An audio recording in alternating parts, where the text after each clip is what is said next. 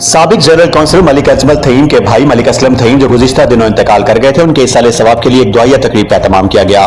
साबिक general councillor Malik Ajmal थहीम के भाई मलिक असलम थहीम जो गुज़िश्ता दिनों इंतकाल कर गए थे, उनके इसाले सवाब के लिए एक दुआया तकरीब का इनेकाद किया गया, जिसमें सूबाई पार्लिमानी सेक्रेटरी प्रिंस मोहम्मद गजीन खान अब्बासी समेत सियासी और समाजी शख्सियात और मुअज़्ज़िज़ीन शहर की कसीर तादाद ने शिरकत की। इस मौके पर मौलाना अब्दुल अजीज फैजी ने खिताब करते हुए कहा कि मौत एक ऐसी हकीकत है जिससे किसी को भी छुटकारा हासिल नहीं, इसीलिए असल कामयाबी आखिरत के सफर को संवारने में है। जबकि मलिक अब्दुल मुस्तफा सईदी ने अकीदत के खूबसूरत जौहर दिखाकर महफिल में नई रूह फूंक दी।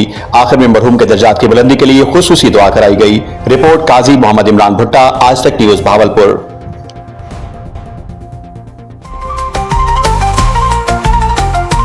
आज तक पाकिस्तान न्यूज, खबर सच के साथ।